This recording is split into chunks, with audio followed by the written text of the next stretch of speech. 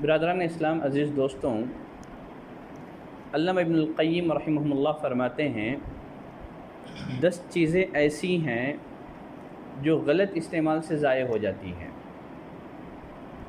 Number 1، علم جس پر عمل نہ کیا جائے۔ اسی لیے نبی کریم صلی اللہ علیہ وسلم علم غیر نافع سے اللہ کی پناہ طلب کیا کرتے تھے۔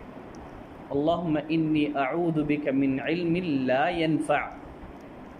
قیامت کے دن ہر انسان سے جن 5 چیزوں کے بارے میں سوال ہوگا، ان میں سے ایک سوال یہ بھی ہوگا جو علم تم نے حاصل کیا، اس علم پر تم نے کس قدر عمل کیا۔ تو پہلی چیز جو غلط استعمال سے ضائع ہو جاتی ہے وہ علم ہے جس پر عمل نہ کیا جائے۔ نمبر 2، عمل صالح جس میں اخلاص نہ ہو اور وہ سنت کے مطابق نہ ہو۔ نیک اعمال کے بارے میں قیامت کے دن ہر انسان سے 2 سوالات پوچھے جائیں گے اعمال سے متعلق۔ یہ عمل تم نے کیوں کیا، کیسے کیا، کیوں کیا، کس لیے کیا، کس مقصد سے کیا۔ اگر عمل کا مقصود اللہ کی رضا ہو، اس کی خوشنودی ہو، تو بندہ کامیاب ہو جائے گا۔ فمن كان يرجو لقاء ربه فليعمل عملا صالحا ولا يشرك بعبادة ربه احدا۔ کس لیے کیا، کس مقصد سے کیا، یہ سوال ہوگا۔ اور دوسرا سوال یہ پوچھا جائے گا اس عمل کو تم نے کیسے کیا۔ اگر اس کا عمل کتاب اور سنت کے مطابق ہوا، نبی کریم صلی اللہ علیہ وسلم کی لائی ہوئی شریعت کے موافق ہوا، تو وہ کامیاب ہو گیا۔ تو عمل صالح جس میں اخلاص نہ ہو، جس میں نبی کریم صلی اللہ علیہ وسلم کی سنت کی پیروی نہ کی گئی ہو، وہ عمل ضائع ہے، اس کے آدمی کو کوئی فائدہ نہیں ہوگا قیامت کے دن۔ تو دوسری چیز عمل صالح ہے جس میں اخلاص نہ ہو اور جو نبی کریم صلی اللہ علیہ وسلم کی لائی ہوئی شریعت کے مطابق اور موافق نہ ہو۔ تیسری چیز جو غلط استعمال سے ضائع ہو جاتی ہے وہ ہے مال، جسے خرچ نہ کیا جائے، جس سے نہ دنیاوی ضرورتیں پوری کی جائے، نہ آخرت کا توشہ تیار کیا جائے۔ یقیناً مال اللہ کی بہت بڑی نعمت ہے۔ قیامت کے دن مال سے متعلق بھی انسان سے سوال ہوگا، مال تم نے کہاں سے کمایا اور کن ذرائع میں تم نے مال خرچ کیا۔ اسی لیے اللہ نے فرمایا اے ایمان والوں اللہ کی راہ میں خرچ کرو۔ انفقوا مما رزقناکم من قبل ان یأتی احدکم الموت۔ قبل اس کے کہ تم میں سے کسی کے پاس موت آ جائے، اللہ کی راہ میں مال خرچ کر لو۔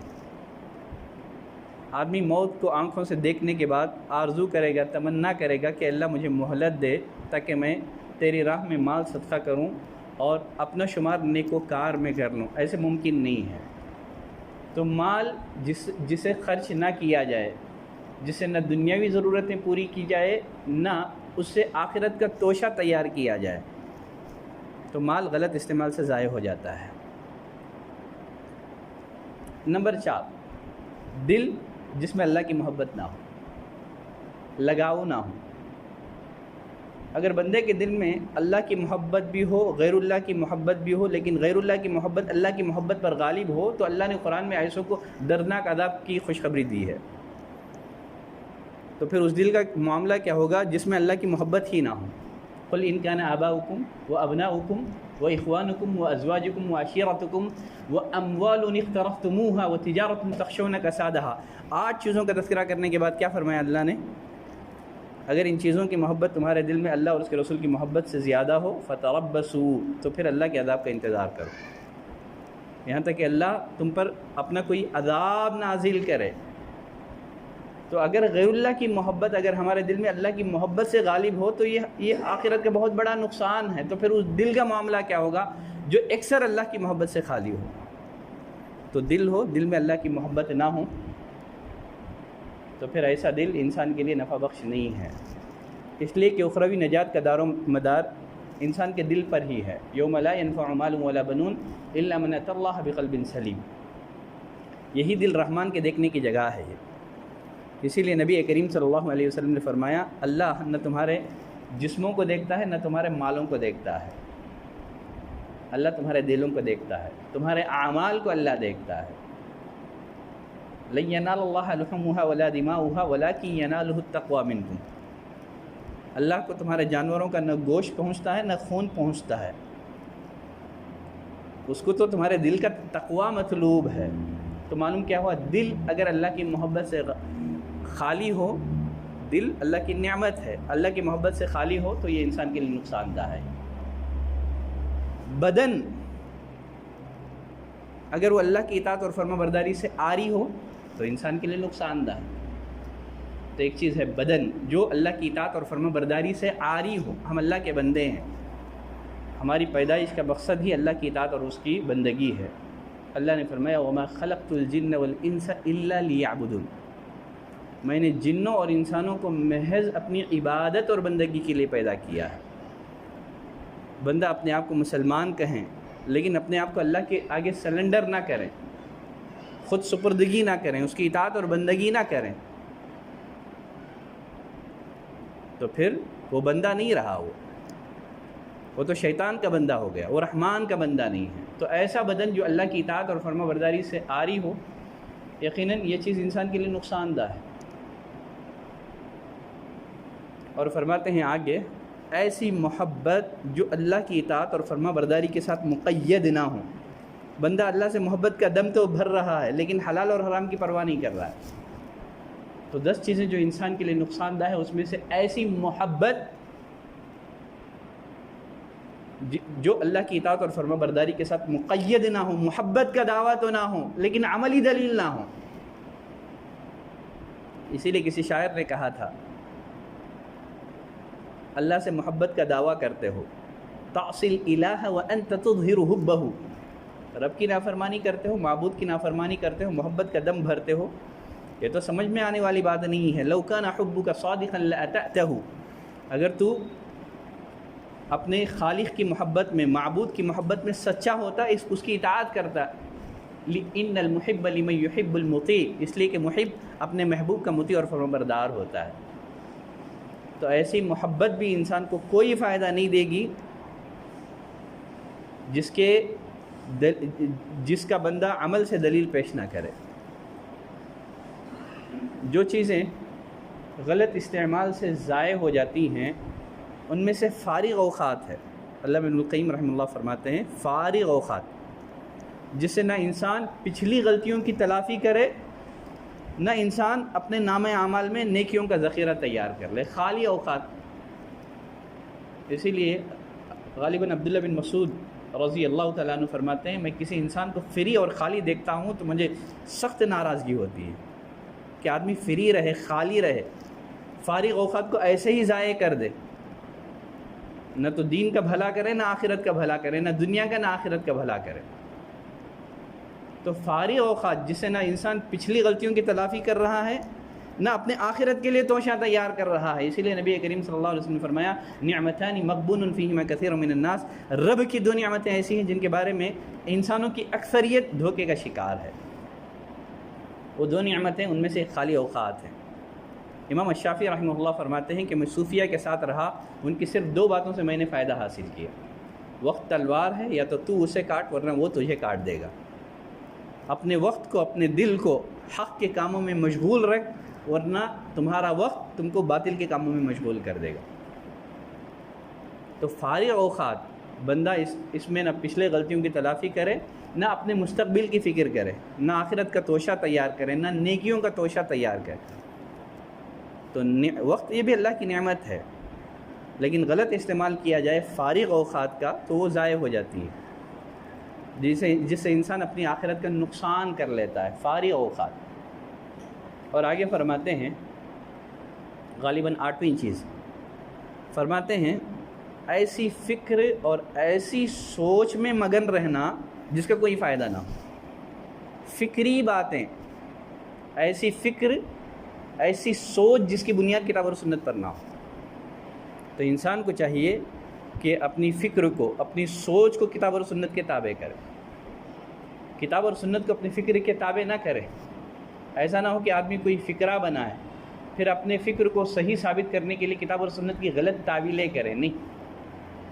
تو ایسی فکر میں مگن رہنا، ایسی سوچ میں مگن رہنا جس کا کوئی فائدہ نہیں، آدمی دن بھر سوچتا رہے، فکر کرتا رہے، اس کی فکر کی اور اس کی کوئی بنیاد نہیں ہے، اس کی سوچ کی کوئی بنیاد نہیں ہے۔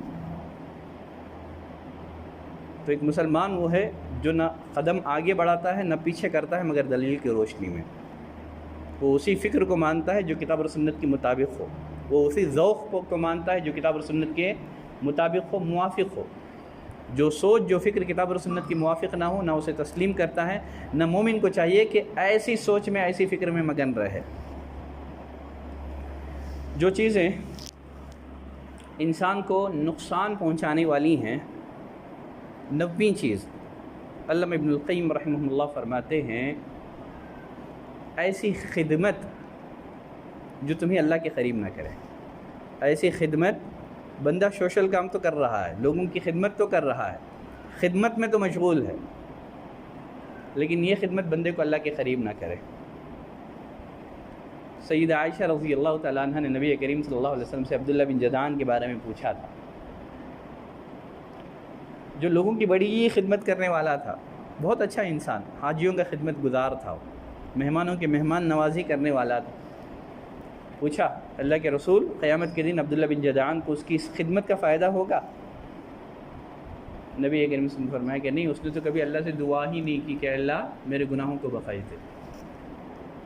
تو خدمت، ایسی خدمت جو بندے کو اللہ کے قریب نہ کرے۔ تو ہم کو صرف بندوں کے حقوق ادا نہیں کرنا ہے، حقوق العباد کے ساتھ ساتھ لوگوں کی نظر میں وہی انسان اچھا ہے جو بندوں کا حق ادا کرتا ہے، لیکن شریعت کی نظر میں سچے مسلمان ہونے کے لیے حقوق اللہ اور حقوق العباد دونوں کی ادائیگی لازمی اور ضروری ہے۔ تو ایسی خدمت جو بندے کو اللہ کے قریب نہ کرے، تو ایسی خدمت یقیناً انسان کے لیے نقصان دہ ہے۔ 10ویں چیز علامہ ابن القیم رحمہ اللہ فرماتے ہیں جو غلط استعمال سے ضائع ہو جاتی ہیں، ایسی مخلوق سے ڈرنا جس کی پیشانی اللہ کے ہاتھ میں ہے۔ ایسی مخلوق سے ڈرنا جس کی پیشانی اللہ کے ہاتھ میں ہے، جو نفع نقصان کا مالک نہیں ہے، اس لیے کہ نفع نقصان کا تو مالک اللہ کی ذات ہے، وہی نقصان پہنچاتا ہے، وہی نفع پہنچاتا ہے۔ بندہ ایسے لوگوں سے ڈرے، ایسی مخلوق سے ڈرے جو مجبور ہے، لاچار ہے، بے بس ہے، اس سے خوف کھائے، لیکن اللہ سے خوف نہ کھائے جس کے ہاتھ میں سارے انسانوں کی پیشانی ہے۔ تو یہ بھی انسان کے لیے نقصان دہ ہے۔ اور آگے فرماتے ہیں یقیناً یہ جو 10 چیزیں ہیں جس کا علامہ ابن القیم رحمہ اللہ نے ذکر کیا ہے، یقیناً ان کا غلط استعمال انسان کے لیے خسارے کا باعث ہی ہے، لیکن بندہ ان 2 چیزوں کو غلط استعمال جو کرتا ہے اس کے بنیادی طور پر 2 سبب ہو سکتے ہیں۔ ایک تو دل کا ضائع کرنا، بندہ دل کو ضائع کیوں کرتا ہے؟ جب وہ دنیا کو آخرت پر ترجیح دیتا ہے۔ اسی لیے اللہ نے فرمایا بل تؤثرون الحیات الدنیا، تم تو دنیا کی زندگی کو ترجیح دیتے ہو، آخرت 2 اعتبار سے دنیا سے بہتر ہے۔ خیر، وہاں کی نعمتیں دنیاوی نعمتوں سے کئی درجے بہتر ہیں، خیر ہے وہاں، ایسی نعمتیں ہیں جس کو آنکھ نے نہیں دیکھا ہے، کانوں نے نہیں سنا ہے، انسان ان نعمتوں کا تصور نہیں کر سکتا ہے۔ خیر وہ اب دنیا کی نعمتیں ختم ہونے والی ہیں، لیکن آخرت کی نعمتیں دائمی ہیں، یہاں کی نعمتیں عارضی ہیں، ٹیمپروری ہیں۔ یقیناً عقل مند انسان وہ ہے الکیس من دان نفسہ، جو اپنے نفس کا محاسبہ کرتا ہے، وعمل لما بعد الموت، جو موت کے بعد والی زندگی ہے اس کی تیاری میں اپنے آپ کو لگاتا ہے۔ انسان وقت کو کیوں ضائع کرتا ہے؟ امیدیں، بے جا آرزوئیں، بہت زیادہ زندگی گزارنے کی، لمبی عمر کی آرزوئیں، اس کی وجہ سے بندہ وقت کو ضائع کر دیتا ہے۔ تو ایک مومن اور مسلمان کو چاہیے کہ یہ جو 10 چیزیں ہیں، 10 نفع بخش چیزیں ہیں، ان کا غلط استعمال نہ کریں، ان کو